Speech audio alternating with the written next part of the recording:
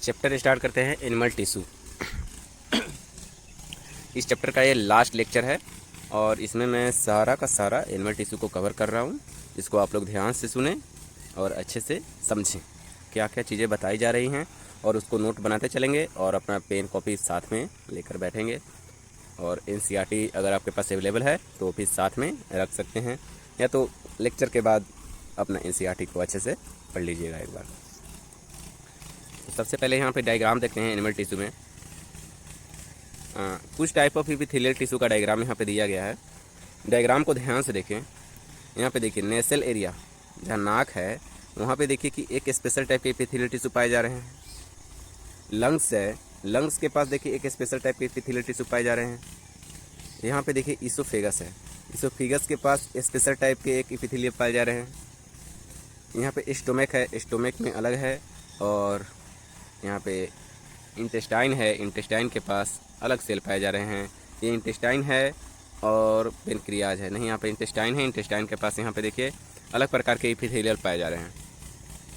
अब आपको पता करना है इसमें से कि यहाँ पे कौन सा पार्ट में कौन सा एपिथेलियल टिश्यू है। जैसे कि कहाँ पे स्क्वेमस है, और जैसे कि आपको जानना उतना ज़्यादा ज़रूरी नहीं है क्योंकि अभी आप चूँकि 9th में हैं तो 9th में उतना ज़्यादा ज़रूरी नहीं होता है। यहाँ पे देखिए कि इन टिश्यू का नाम भी मेंशन नहीं किया हुआ है एनसीईआरटी में अभी। तो चूँकि यहाँ पे आपको भी उतना डीप में जानने की ज़रूरत नहीं है, बस मैं इतना बता देना चाहता हूँ। अगर आप में ज़्यादा इंटरेस्ट है तो आप यहाँ पे खोज कर रखें कि कहाँ पे कौन सा एपिथेलियल टिश्यू है। और सबसे पहले एपिथेलियल टिश्यू जानने से पहले आपको पता होना चाहिए कि एपिथेलियल का मतलब क्या होता है।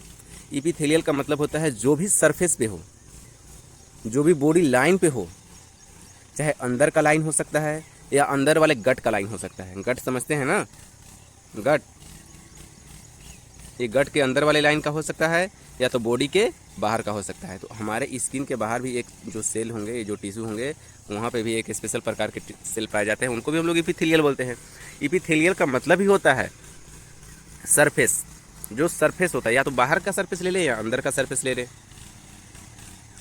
यहाँ पे आपको ये पता होना चाहिए। और इसमें से देखिए यहाँ पे कौन सा सिंगल लेयर में है, एक ही लेयर में है। यहाँ पे पता होना चाहिए कि कौन सा स्क्वेमस है, कौन सा क्यूबोइडल है, कौन सा कोलुमनार है और कौन सा सिलिएटेड कोलुमनार है। सिलिएटेड भी तो है, यहाँ पे दिख रहा है ना, सिलिया है इसमें। अगर आपको ज़्यादा जानने का इंटरेस्ट है तो आप लोग देख सकते हैं। आई थिंक नाम नहीं दिया हुआ है तो मैं इतना ज़्यादा भी बता नहीं रहा हूँ आप लोग को। बहुत अच्छा। नेक्स्ट यहाँ पे देखते हैं, कुछ बातें बताई गई है यहाँ पे टिश्यू के बारे में, जैसे कि ब्लड और बोन। बातें तो बहुत सारी बताई गई हैं, आगे छोटा छोटा टॉपिक में बताया गया है। सबसे पहले यहाँ पे कनेक्टिव टिश्यू के बारे में बताया गया है कि कनेक्टिव टिश्यू आखिर हैं क्या क्या और कनेक्टिव टिश्यू कहते किसे हैं। सबसे पहले आपको जानना पड़ेगा कनेक्टिव टिश्यू। तो हम लोगों ने कौन कौन से यहाँ पे टिश्यू पढ़ रखे थे, बहुत प्रकार के टिश्यू पढ़ रखे थे। तो सबसे पहले हमें पता करना पड़ेगा कनेक्टिव टिश्यू। कनेक्टिव टिश्यू कहते किसे हैं, कनेक्टिव टिश्यू कहते किसे हैं।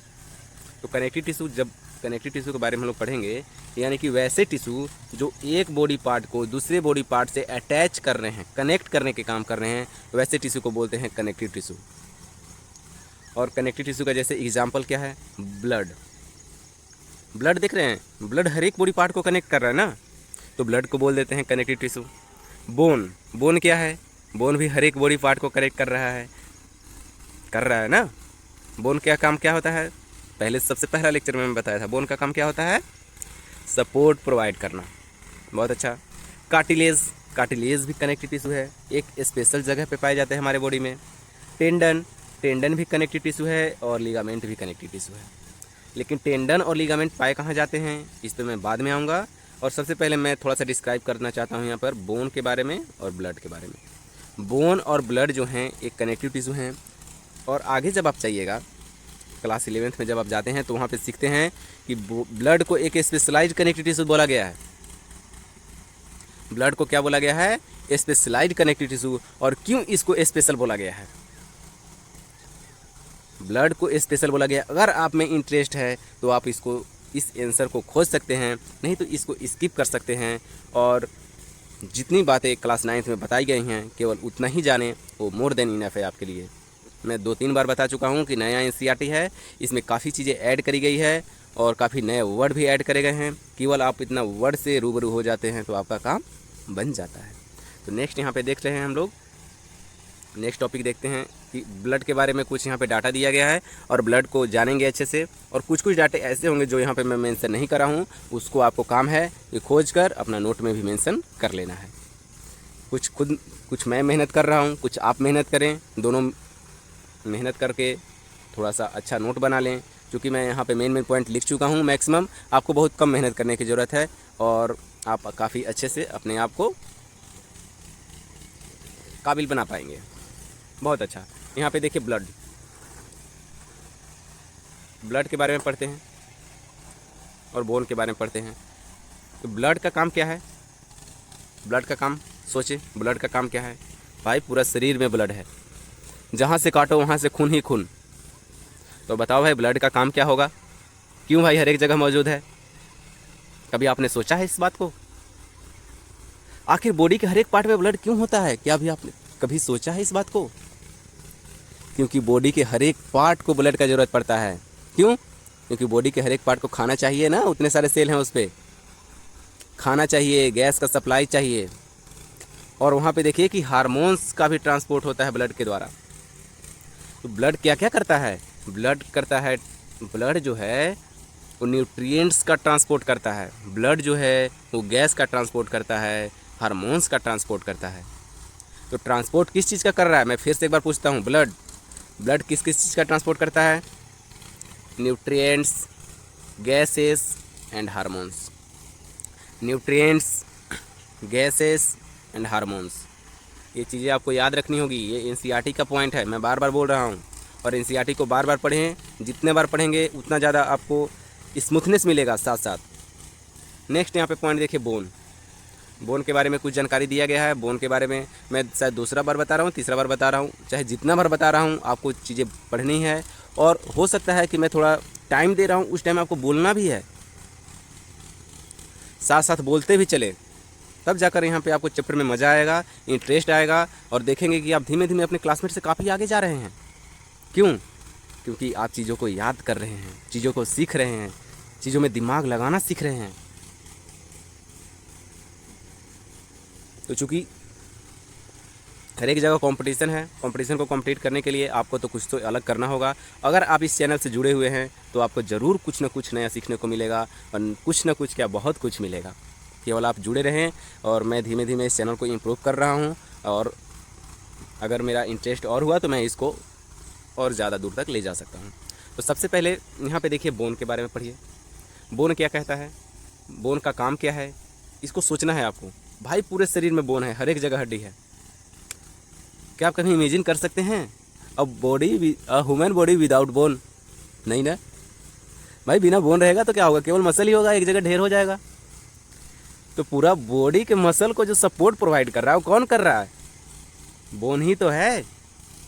हाँ, बोन क्या करता है? बोन का काम यहाँ पे लिखा गया है, connect and support the body from head to toe, माथा से लेके पैर तक। यहाँ पे देख सकते हैं आप कि बोन जो है वो क्या कर रहा है, काम क्या है इसका? बोन का काम है connect and support the body from head to toe. और बोन और ब्लड दोनों किस कैटेगरी में आ रहे थे? कनेक्टिव टिश्यू में। Cartilage connective tissue, tendon connective tissue, ligament connective tissue. बोलना पड़ेगा भाई, ऐसे नहीं बोलिए साथ साथ में। यहाँ पे नेक्स्ट यहाँ पे देखते हैं ब्लड और बोन देख लिए, यहाँ पे कनेक्टिव टिश्यू हैं। अब यहाँ पे देखते हैं नेक्स्ट पॉइंट है कि ब्लड को क्या बोला गया है? तो ब्लड को बोला गया है, इसके पास देखिए क्या है, watery soft and jelly like matrix. Blood में आप देख रहे हैं कि कैसा होता है, उसका मैट्रिक्स जो होता है वो कैसा होता है? वाटरी होता है, सॉफ्ट होता है और जेली लाइक होता है। तो ब्लड का मैट्रिक्स कैसा होता है? ब्लड का मैट्रिक्स कैसा होता है? Watery, soft, jelly like. और कुछ देर में पहले क्वेश्चन पूछा था कि ब्लड को क्यों स्पेशलाइज बोलते हैं, तो इसी कारण से ब्लड को स्पेशलाइज बोला जाता है, क्योंकि जितने भी कनेक्टिव टिश्यू हैं जितने भी कनेक्टिव टिश्यू हैं सबके मैट्रिक्स जो हैं वो सॉलिड हैं। बट ब्लड में देख सकते हैं आप वाटरी है, सॉफ्ट है, जेली लाइक है। यहाँ पे डिफरेंस आपको अच्छे से दिख रहा होगा। इस कारण से ब्लड को स्पेशलाइज बोला जा रहा है, क्योंकि आपको इस लेवल पे भी नहीं जानना है, बट आपने सीख लिया, बहुत अच्छा। नेक्स्ट यहाँ पे देखते हैं बोन के बारे में बताया गया कि बोन कैसा है, सॉलिड है और हार्ड है। ब्लड का यहाँ पे देखते हैं कि ब्लड का कलर कैसा होता है, रेड होता है। रेड किसके कारण होता है, हीमोग्लोबिन के कारण होता है। हीमोग्लोबिन का मतलब क्या होता है, हीमोग्लोबिन एक प्रकार का प्रोटीन है।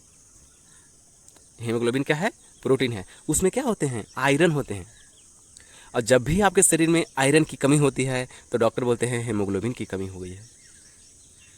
तो जब भी आप सुने कि हीमोग्लोबिन कम है, खून कम है, समझ जाइएगा कि आप में आयरन की कमी है।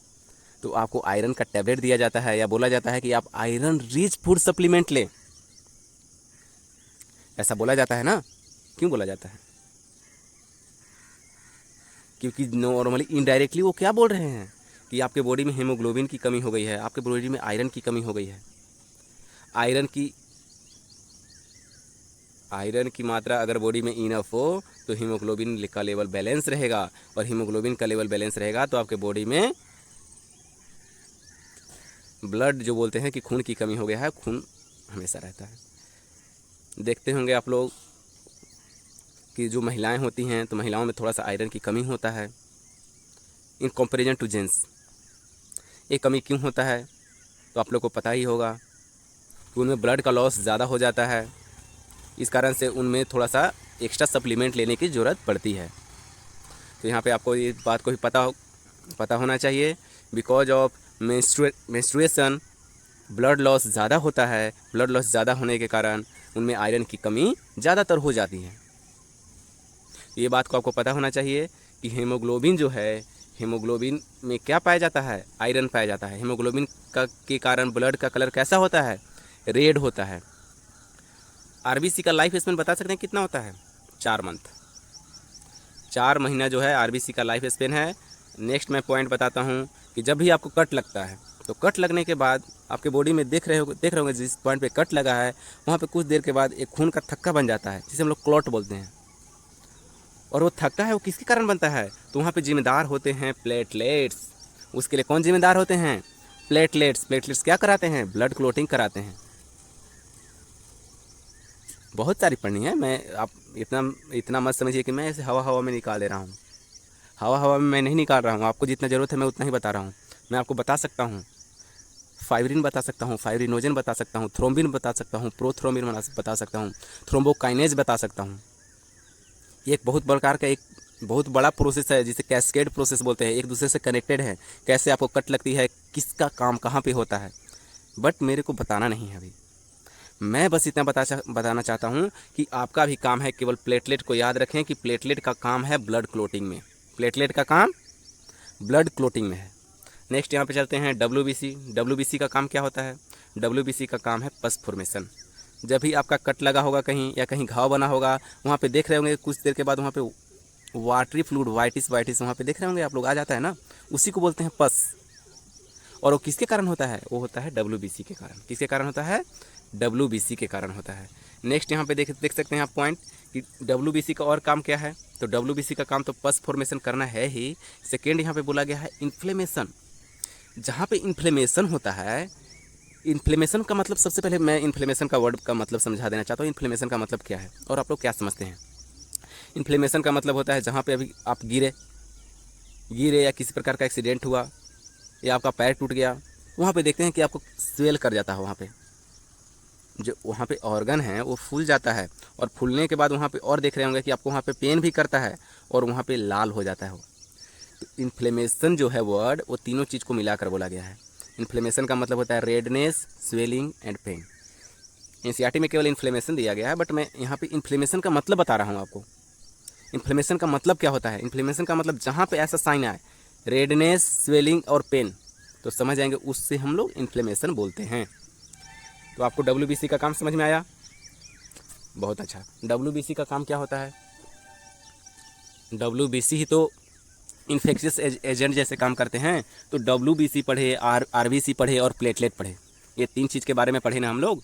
तो डब्ल्यूबीसी, आरबीसी और प्लेटलेट, ये तीनों कंपोनेंट जो है ना ब्लड के, ये तीनों कंपोनेंट को बोला जाता है फॉर्म्ड एलिमेंट। क्या बोला जाता है? Formed element. बहुत अच्छा।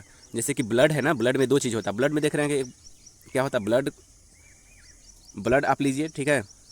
मान लीजिए जब भी आपका ब्लड वहाँ पे डॉक्टर निकालते हैं, कभी कभी ज़रूरत पड़ता है, तो वहाँ पे आप देख रहे होंगे कि ब्लड को वो क्या करते हैं, ब्लड को रख देते हैं कुछ देर के लिए, इसके बाद उसको क्लॉट बनाते हैं। मतलब ब्लड को रख देते हैं, इसके बाद वहाँ पे ध्यान से देखने के बाद इसको ब्लड को ऐसे रखते हैं, उसके बाद उसका क्या कराते हैं, सेंट्रीफ्यूगेशन करवाते हैं। सेंट्रीफ्यूगेशन टेक्निक यहाँ पर देखते हैं, उस टेक्निक से क्या करता है कि जितने भी फॉर्म्ड एलिमेंट हैं वो कहाँ पे आ जाते हैं, वो एक जगह बैठ जाते हैं नीचे में, और प्लाज्मा जो है उससे अलग हो जाता है। आपको यहाँ पे देखने को मिल सकता है, प्लाज्मा अलग हो जाता है, फॉर्म्ड एलिमेंट एक जगह आ जाते हैं, वहाँ पे साफ साफ आपको देखने को मिलेगा। और फिर ज़रूरत के अनुसार टेस्ट करते हैं। अगर आपको हेमोग्लोबिन का टेस्ट करना होगा तो अलग चीज़ का टेस्ट करेंगे, ठीक है। और कुछ बीमारी का टेस्ट करना होगा तो अलग चीज़ का। प्रोटीन जो मेनली कहाँ पे पाए जाते हैं, प्लाज्मा में पाए जाते हैं, उनका टेस्ट करना होगा तो प्लाज्मा का टेस्ट करेंगे। रिस्पेक्टिवली अलग अलग चीज़ का हम लोग कर सकते हैं टेस्ट, इसमें कोई बड़ी बात नहीं है। तो सबसे पहले यहाँ पर आपको जानना पड़ेगा कि फॉर्म्ड एलिमेंट क्या क्या होता है। ये वर्ड दिया है एनसीईआरटी में, इसीलिए आपको इसको सीखना है। फॉर्म्ड एलिमेंट, यहाँ पे कुछ भी एक्स्ट्रा नहीं है। यहाँ पे देखिए फॉर्म्ड एलिमेंट, यहाँ पे देखिए ब्लड है, ब्लड को आप कुछ देर छोड़ देंगे तो नीचे यहाँ पे देखिए ऐसा आ जाता है स्ट्रक्चर। और जो यहाँ पे देखिए ज़्यादातर पोर्शन जो है ब्लड का 55% जो है वो प्लाज्मा है। ब्लड का 55% क्या है, प्लाज्मा। ब्लड का 55% क्या है, प्लाज्मा। 45% formed element. जो यहाँ पे आरबीसी, डब्ल्यूबीसी और प्लेटलेट्स, ये जो आ रहे हैं ना, ये 45% में ही हैं। इन्हीं को हम लोग मिलाकर क्या बोलते हैं, फॉर्म्ड एलिमेंट बोलते हैं। क्या बोलते हैं, फॉर्म्ड एलिमेंट बोलते हैं। बहुत अच्छा। नेक्स्ट यहाँ पे देखते हैं कंपोनेंट ऑफ ब्लड, आपने सीख लिया। नेक्स्ट यहाँ पे चलते हैं, और कुछ टाइप ऑफ कनेक्टिव टिश्यू का डायग्राम दिया गया है, उस डायग्राम को आप लोग जानें। और कुछ हड्डी को दिया गया है। यहाँ पे देखिए सबसे लॉन्गेस्ट बोन भी तो कनेक्टिव टिश्यू है ना। सबसे लॉन्गेस्ट बोन किसको रिप्रेजेंट किया है, ये थाई के बोन को। हाँ, ये थाई का बोन है, ये लॉन्गेस्ट बोन है। और इसका नाम क्या है, ये आपके लिए है। ये लॉन्गेस्ट बोन का नाम क्या है और ये शॉर्टेस्ट बोन का नाम क्या है। लॉन्गेस्ट बोन कहाँ पाया जाता है तो पता चल गया। अब आपको ये भी पता करना पड़ेगा, एक्स्ट्रा नॉलेज के लिए आप लोग रख सकते हैं कि जो सबसे लार्जेस्ट मसल है वो लार्जेस्ट मसल का नाम क्या है, और सबसे स्मॉलेस्ट मसल है, स्मॉलेस्ट मसल का नाम क्या है। अगर आप में इंटरेस्ट हो तो इन चीज़ों को आप लोग सर्च करिए, जानिए और कमेंट में बताएं। इसका आंसर बताएं कि लॉन्गेस्ट बोन का नाम क्या है, शॉर्टेस्ट बोन का नाम क्या है, लॉन्गेस्ट बोन कहाँ पे पाए जाते हैं, शॉर्टेस्ट बोन कहाँ पे पाए जाते हैं, शॉर्टेस्ट मसल कहाँ पे पाए जाते हैं और उसका नाम क्या है, और सबसे लार्जेस्ट मसल कहाँ पे पाए जाते हैं और उसका नाम क्या है। लार्जेस्ट नहीं बोल सकते हैं, बिगेस्ट मसल बोल सकते हैं, लार्जेस्ट भी बोल सकते हैं, ठीक है। बिगर और लार्जर में अंतर होता है, पता है ना ये बात को, ठीक है। लॉन्ग और इसमें लॉन्ग और बिग में अंतर होता है। लॉन्ग मतलब लेंथ को रिप्रेजेंट कर रहा है, और बिग का मतलब लेंथ, विड्थ सबको मिलाकर हम लोग उसको रिप्रेजेंट करते हैं। तो यहाँ पे देख सकते हैं आप लोग कुछ, यहाँ पे देखिए डायग्राम में, यहाँ पे देखिए कहाँ पे कार्टिलेज का लोकेशन है, और लिगामेंट कहाँ पे है, और कहाँ पे टेंडन है। यानी कि जब यहाँ पे जो स्ट्रक्चर जो दिया गया है, यहाँ पर कहाँ का स्ट्रक्चर दिया गया है, यहाँ पे घुटना का स्ट्रक्चर दिया गया है, ध्यान से आप लोग देख सकते हैं। और इस स्ट्रक्चर में यहाँ पे आपको देखने को मिल रहा होगा कि ये जो घुटना है, यहाँ पे क्या क्या है, टेंडन भी है, यहाँ पे कार्टिलेज भी है, और यहाँ पे लिगामेंट भी है। यहाँ पे टेंडन भी है, कार्टिलेज भी है, और लिगामेंट भी है।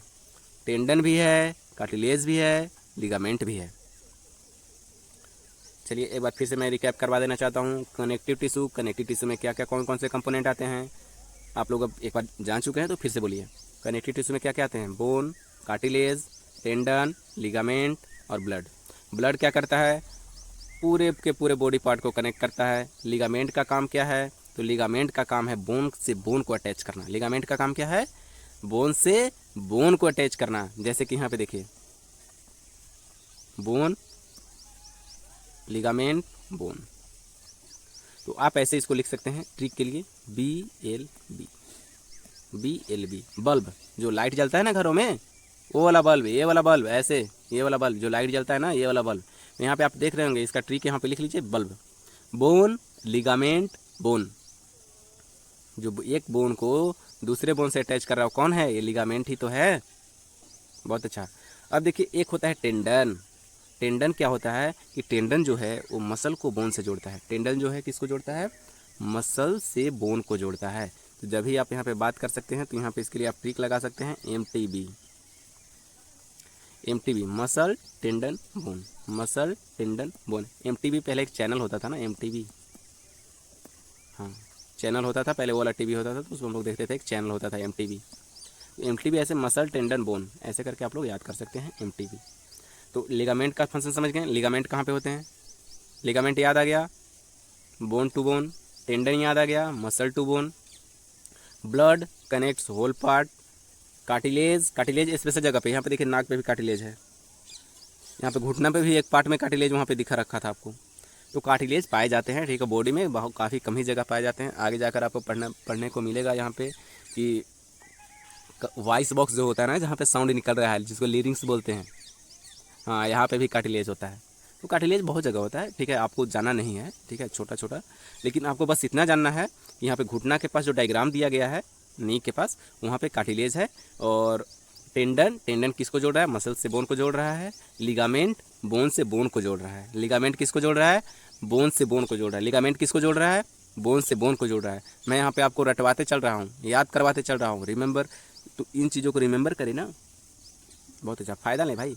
अब 2 प्रकार के मूवमेंट हम लोग पढ़ रहे हैं नेक्स्ट टॉपिक में, ठीक है। अब इतना देर को थोड़ा सा आप लोग पचा लीजिए, डाइजेस्ट कर लीजिए, क्योंकि ये लेक्चर थोड़ा सा लंबा हो रहा है, क्योंकि इसमें सबके सब कुछ इंक्लूड कर दे रहा हूँ, इस कारण से थोड़ा सा लंबा खींच रहा है, बट कोई दिक्कत नहीं है, आधा घंटा तो अपने आप को दे ही सकते हैं। बहुत अच्छा। यहाँ पे देखिए वॉलंटरी और इनवॉलंटरी 2 प्रकार के मूवमेंट होते हैं, एक होता है वॉलंटरी और एक होता है इनवॉलंटरी। वॉलंटरी का मतलब होता है कि ये आपके कंट्रोल में है।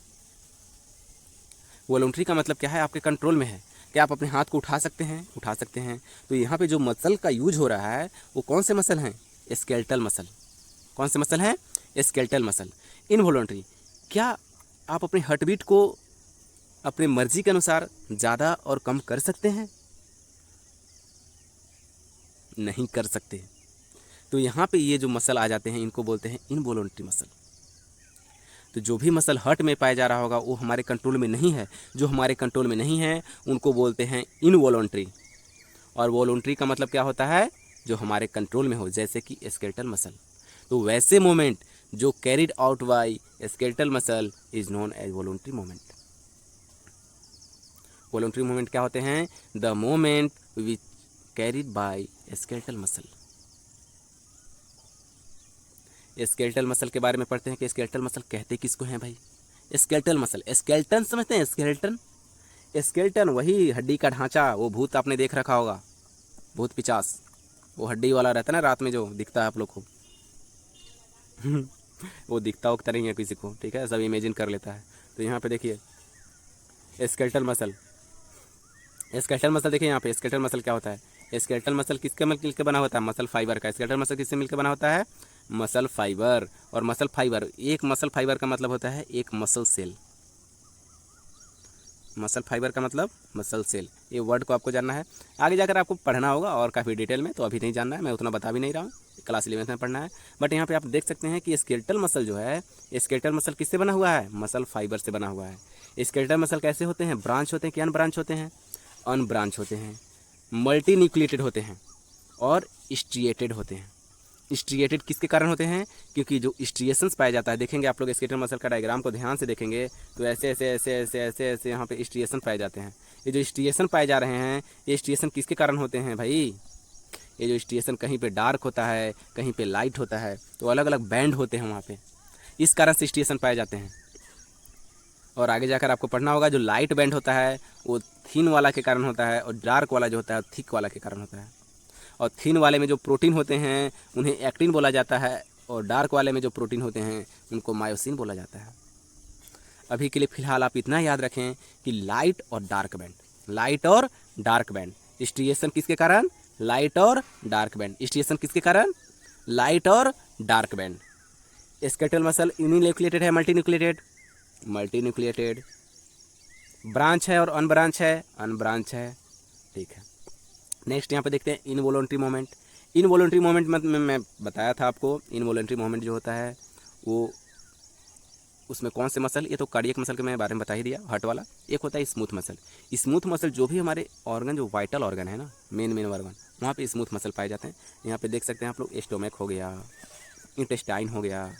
तो स्टोमक, इंटेस्टाइन, अंदर वाले जो ऑर्गन, वो भी तो हमारे कंट्रोल में नहीं होते हैं ना, हम चाहकर तो उसको कंट्रोल नहीं कर सकते, तो वो क्या होते हैं, इनवॉलंटरी होते हैं। वैसे मसल जो हमारे कंट्रोल में नहीं है, कि आप खाना खा लिए तो आप चाहेंगे कि मेरा खाना नहीं पचे, तो ऐसा तो नहीं होगा ना कि वो खाना नहीं पच रहा है, वहाँ पे तो मसल काम करेंगे ही।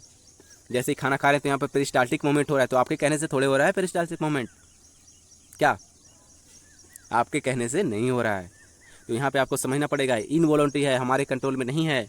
कुछ चीज़ें हमारे कंट्रोल से बाहर होती हैं, उन्हें क्या बोला जाता है, इनवॉलंटरी बोला जाता है। और इनवॉलंटरी में क्या क्या आते हैं, स्मूथ मसल आते हैं और कार्डियक मसल आते हैं। स्मूथ मसल कहाँ पे पाए जाते हैं, तो स्मूथ मसल का आप लोग एग्जाम्पल लिख लीजिए, intestine, stomach, etc, 2 example enough है। स्मूथ मसल जो है, स्मूथ मसल का शेप मैं बता रहा हूँ। स्मूथ मसल का शेप कैसा होता है, स्पिंडल, स्पिंडल शेप समझते हैं, ऐसा स्पिंडल शेप है, दिख रहा है शेप, स्पिंडल शेप, यहाँ पे एक न्यूक्लियस होता है इसमें, तो स्पिंडल शेप, स्पिंडल शेप। इसके बाद देखिए सिंगल न्यूक्लियस, स्मूथ मसल में कैसे होते हैं, न्यूक्लियस सिंगल होते हैं, जबकि यहाँ पे आपको बता रखा था कि जो स्केलेटल मसल थे वो मल्टी न्यूक्लिएटेड थे। स्केलेटल मसल कैसे थे, मल्टी न्यूक्लिएटेड थे। तो आपको काम क्या करना है कि एक चार्ट बनाना है, एक छोटा सा चार्ट बनाना है। उसमें आपको एक जगह लिखना है स्केलेटल मसल, एक जगह लिखना है ऐसे, यहाँ पे लिखना है स्मूथ मसल, और तीसरा का यहाँ पे लिखना है कार्डियक मसल। और तीनों के क्या क्या फंक्शन है, कौन सा यूनिन्यूक्लिएटेड है, कौन सा मल्टी न्यूक्लिएटेड है, और कौन सा किस में एक न्यूक्लियस है, ये आपको लिखना पड़ेगा। और मतलब चार्ट में क्या क्या चीज़ें, तीनों चीज़ों जो मेंशन कर चुका हूँ उसको आप एक लाइन में मेंशन कर लेंगे। होमवर्क है, आपको फ़ायदा होगा आसानी से। यहाँ पे देख सकते हैं कार्डियक मसल, कार्डियक मसल का देखिए नेचर कैसा दिया गया है, सिलेंड्रिकल दिया गया है। हाँ, एक और चीज़ मैं भूल गया, यहाँ पर आप यहाँ पे लिख सकते हैं जो स्केलेटल मसल जो होता है, स्केलेटल मसल में भी एक इसका शेप कैसा है, ये भी सिलेंड्रिकल है। कैसा है, सिलेंड्रिकल। स्केलेटल मसल का जो शेप है कैसा होता है, सिलेंड्रिकल होता है, और ये आपको जानना पड़ेगा, ठीक है। यहाँ पे अटैच कर लीजिएगा, इसका भी शेप कैसा है, स्केलेटल मसल सिलेंड्रिकल है। स्मूथ मसल कैसा है, स्पिंडल शेप का है। इसमें न्यूक्लियस कितने होते हैं, 1 होते हैं। स्ट्रिएशन पाए जाते हैं, तो स्मूथ मसल में कोई भी स्ट्रिएशन नहीं पाए जाते हैं। स्मूथ मसल का फोटो मैं दिखा रहा हूँ अभी, इसमें कोई भी स्ट्रिएशन नहीं पाए जाते हैं। और कार्डियक मसल जो है, कार्डियक मसल सिलेंड्रिकल होता है, इसमें सिंगल न्यूक्लियस होता है, और इसमें स्ट्रिएशन पाए जाते हैं, इसमें स्ट्रिएशंस पाए जाते हैं, स्ट्रिएशंस पाए जाते हैं। क्या ब्रांच होते हैं कि अनब्रांच होते हैं, तो ये ब्रांच होते हैं। कार्डियक मसल कैसे होते हैं, ब्रांच होते हैं। तो एक पॉइंट इसमें ऐड कर लीजिएगा आप लोग, क्योंकि एनसीईआरटी में पॉइंट नहीं दिया है, फिर भी मैं बता दे रहा हूँ, यहाँ पे ब्रांच होते हैं। ये कैसे होते हैं, ब्रांच होते हैं, और नहीं दिया है फिर भी इंपॉर्टेंट है, मैं डायग्राम दिखा रहा हूँ आपको, ध्यान से डायग्राम को देखिए। ये स्केलेटल मसल है, अनब्रांच है। क्या इस पर डार्क और लाइट बैंड आपको दिख रहे हैं, मतलब स्ट्रिएशन दिख रहा है, बहुत अच्छा। ये स्मूथ मसल है, शेप दिख रहा है, स्पिंडल शेप है, इससे शेप दिख रहा है ना, बहुत अच्छा। देखिए यहाँ पे कहाँ पे डायग्राम दिया गया है, स्टोमक में। ये जो मसल ऊपर जो ये बॉडी बोलते हैं, इसको बॉडी जैसे नहीं, बॉडी बना रहा है, अरे भैया बॉडी बना रहे हैं, तो बॉडी जिसको बोलते हैं ज़्यादातर लोग बोलते हैं, इसी को बोलते हैं बाइसेप्स को देखकर बोलते हैं। इस मसल को क्या बोलते हैं, इसका नाम क्या है, बाइसेप्स। और इस मसल का नाम क्या है, ट्राइसेप्स। तो ट्राइसेप्स और बाइसेप्स में कौन क्या पाया जा रहा है, स्केलेटल मसल। ये देखिए हड्डी से अटैच है ना इसे, स्केलेटल मसल।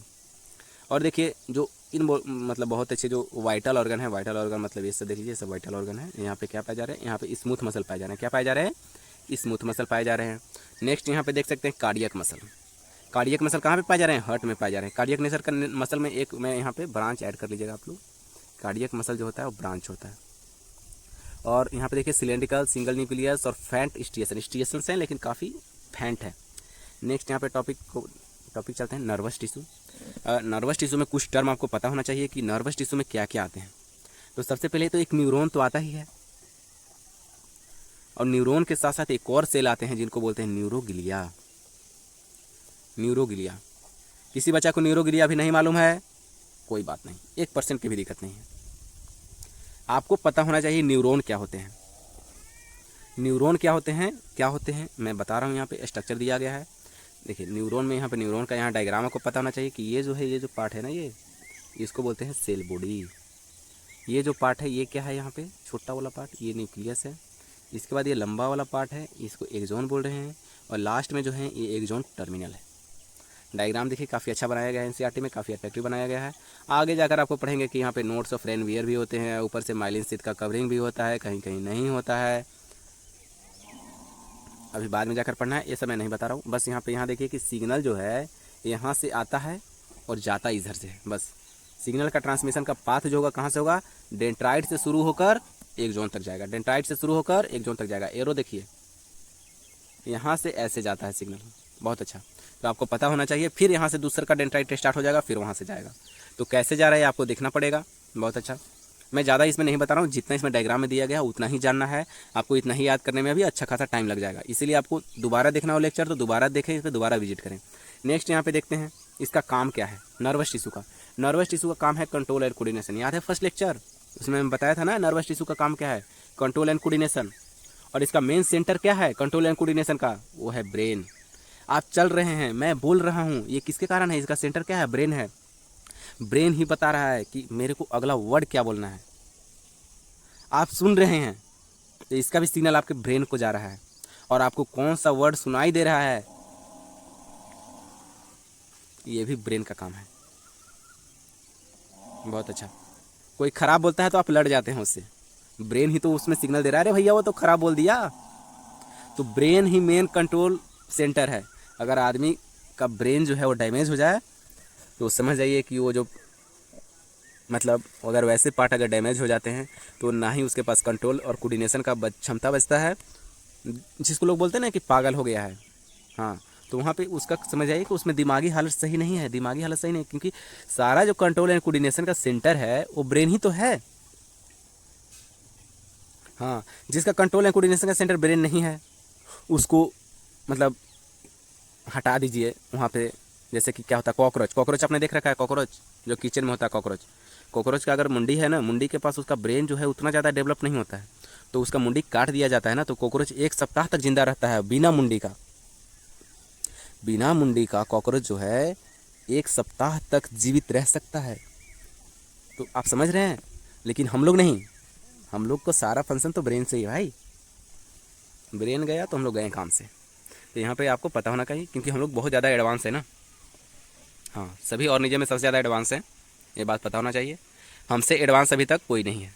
तो सबसे एडवांस फॉर्म क्या है नेचर का, ह्यूमन। अपने आप को बोल सकते हैं आप लोग सबसे एडवांस है, क्योंकि ये सोच सकता है, समझ सकता है, चीज़ों को अप्लाई कर सकता है, ये यहाँ तक समझ सकता है, ये समझ सकता है, ये चांद पे जा सकता है। जो ह्यूमन है ये चांद पे जा सकता है ना जी, सेटेलाइट कितना ज़्यादा भेज चुका है। हाँ, तो ये बात को अपने आप को यहाँ पे देखें कि आप सबसे ज़्यादा एडवांस हैं।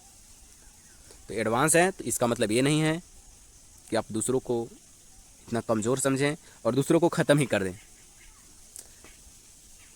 एडवांस हैं इसका मतलब है कि दूसरों का भी भलाई करें आप।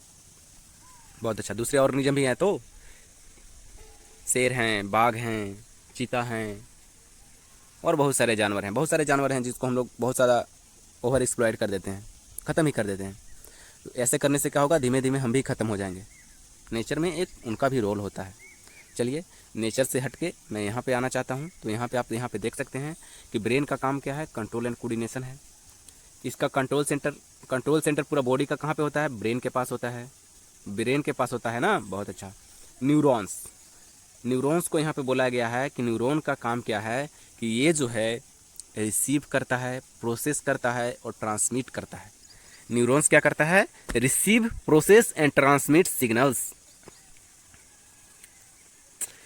के जैसे आप यहाँ पे मैसेज भी लिख सकते हैं कि मैसेज जो भी है उसको रिसीव करने का काम कौन कर रहा है, प्रोसेस करने का काम कौन कर रहा है। अरे समझिए कि आपको भैया किसी ने गाली दिया तो रिसीव करने का काम किसका है, न्यूरॉन का। ठीक है, उसको ट्रांसमिट कौन करेगा, उसको प्रोसेस कौन करेगा। अरे भाई वो तो गाली दिया है, और गाली देने के बाद आप क्या करेंगे कि आप उसको जाकर मारने लगेंगे। ये तीनों काम जो है न्यूरॉन का है, ये आपका न्यूरॉन ही वो करवा रहा है। ठीक है, गाली दिया, कान बंद है, कैसे पता चल रहा है भाई कान बंद है, तो गाली कान से तो होकर कान के वाले जो न्यूरॉन है वो आप तक पहुंचा रहे हैं। इस बात को आपको थोड़ा सा सोचना है। बस ये नॉर्मल ज़िंदगी है भाई, नॉर्मल ज़िंदगी को आपको समझ रहे हैं, अच्छा से कोऑर्डिनेट कर पा रहे हैं, तो आपको साइंस अच्छे से आ रहा है। साइंस मज़े के साथ आप सीखते भी जा रहे हैं। तो यहाँ से देख सकते हैं न्यूरॉन के बारे में। तो न्यूरॉन को बोला गया है specialised to receive, process and transmit signals. Next यहाँ पे टर्म दिया गया है, शायद ये नया टर्म दिया गया है, मस्को स्केलेटल सिस्टम, यानी कि जितने भी अभी तक हमने पढ़ा bone, muscle, cartilage, tendon, ligament, सबको मिलाकर एक मस्को स्केलेटल सिस्टम बोल दिया गया, जिसमें मसल भी इंक्लूड है, स्केलेटन भी इंक्लूड है, सबको मिला दिया गया है, सबको मिलाकर एक टर्म दिया गया है मस्को स्केलेटल सिस्टम। और यहाँ तक आपका लेक्चर खत्म होने वाला है। ज़्यादा बोरियत नहीं हो रहा होगा, इंटरेस्ट लग रहा होगा, और बोरियत भी लग रहा होगा तो आपको सुनना है भाई, क्योंकि हमें सीखना है। एक भी नया चीज़ मिल रहा है तो उसको लेना है, ये एक अच्छा स्टूडेंट का पहचान है। यहाँ पे देख सकते हैं कि under the control of nervous system, ये पॉइंट लिखा गया है। ये किसके लिए लिखा गया है? मस्को स्केलेटल सिस्टम के लिए लिखा गया है। मस्को स्केलेटल सिस्टम जो है किसके कंट्रोल में होता है? नर्वस सिस्टम के कंट्रोल में होता है। और कैसे होता है? इमेजिन करें। कुछ यहाँ पे बताया गया कि आपके शरीर में जो हड्डी है, हड्डी का जो वेट है ना 12 से 15% है। हड्डी का वेट कितना है? 12 से 15% है। ये वेरी करता है अगर आपका एज क्या है, आप बूढ़े हैं, जवान हैं या बच्चे हैं, वेरी करता है आप मेल हैं या फीमेल हैं, वेरी करता है कि आप मोटे हैं या पतले हैं। अरे भाई बहुत पतला होगा, कोई एक हड्डी का ढांचा होगा, उसमें तो हड्डी का वेट ही ज़्यादा होगा, मसल होगा ही नहीं। तो ये वेरी करता है। ये एवरेज लिया गया है, नॉर्मल लिया गया है, नॉर्मल जो इंसान होते हैं, ठीक है, एक एवरेज लिया गया है। उसमें कितना जो बॉडी वेट होता है वो कितना होता है? 12 से 15% होता है। और मसल का जो वेट होता है, मसल का वेट यहाँ पे कितना होता है? मोर देन 50% होता है। 50% बोल सकते हैं कि 50% जो कंट्रीब्यूशन होता है किसका होता है? मसल का होता है। तो हमारे बॉडी वेट में जो कंट्रीब्यूशन होता है वो मसल का कितना होता है? 50%। ये बात थोड़ा सा आगे बताया गया है, यहाँ पे आपके 9th क्लास में नहीं बताया गया, बट आपको जनरल नॉलेज के लिए इतना तो याद होना ही चाहिए। चलिए बहुत अच्छा। और ऐसे ऐसे अब और जानकारी के लिए आप लोग इस चैनल को विजिट कर सकते हैं। मैं इस चैनल के माध्यम से आपको बहुत ज़्यादा फ़ायदा देने वाला हूँ, ठीक है। इसका मैं नोट भी आगे जाकर इंक्लूड कर दूँगा इसमें ही, और जिसका आप लोग यूज करके आराम से लिख सकते हैं, अपना कॉपी में बना सकते हैं। ऐसा नहीं है कि इस नोट को अपने फ़ोन में ही देख लेंगे, आपको अपना कॉपी बनाना है, अच्छे से थोड़ा मेहनत करना है, तभी जाकर आपको काम बनेगा। चलिए बहुत अच्छा। Thank you and welcome channel road the.